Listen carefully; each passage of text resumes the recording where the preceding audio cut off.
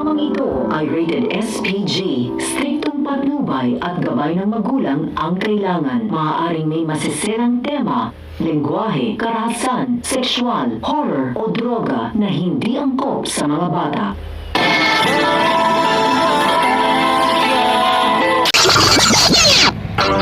Mga dapat nating abangan sa FPJ's Batang Quiapo. Naniniwala pa rin si Supremo na hindi magtatagal ay muli silang makakalabas sa malabartulinang kulungan kung saan sila pinadala ni Agustos. Sinabi ni Berting na mas masahol pa ang mga kapulisang tuta ni Agustos dahil nagiging sunod-sunuran ang mga ito sa gusto ni Agustos. Kayong alam naman nilang may katiwalaang ginagawa ang direktor ng INLEA. Di na nga nagtagal ay muling pinalabas ni Agustos sina Supremo para muling pahirapan. Sakto naman nadadaan si Mando at Rigor kung kaya't nakita nila kung saan ikinulong sina Supremo na siyang ipinagtaka ni Rigor kung bakit may sikreto palang kulungan sa loob ng opisina ni Suarez.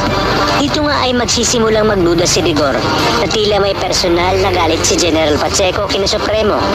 Lalapitan ni Rigor si Berting upang muling insultuhin kung kaya't dito sasabihin ni Berting na kung matinong pulis si Rigor ay hindi nito hahayaang magbulag-bulagan sa mga nangyayari at alam dapat umano nito kung ano ang tamang paraan upang sila ay litisin, kung saan dapat sila ipinasok sa kulungan.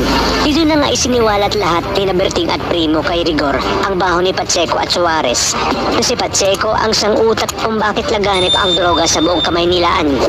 Dagdag pa ni Primo, nabuksan ni Rigor ang kanyang mga mata tungkol sa mga nasasabat nilang mga droga at kung saan ito napupunta. Dahil alam na nga ni Primo at Berting na kay Pacheco lahat dumidiretso ang mga ito.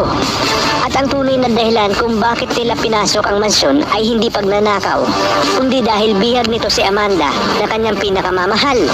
At hindi nga daw matanggap ni Pacheco na sumama sa kanya si Amanda. Sa kabilang banda, muling malalagay sa panganib ang buhay ni Tanggol dahil sa pagtatangka ni Beng na tapusin na ang buhay ng ating bidang si Tanggol.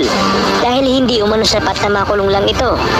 Sa inyong palagay, ito na nga kaya ang pagkakataon para makatakas si Tanggol. Dahil nga sa kaguluhang mangyayari. Kaya naman kapamilya, tutok lang dahil marami pa tayong dapat abangan dito lang sa pambansang teleserye ng Sambayanan, ang FPJ's Batang Quiapo.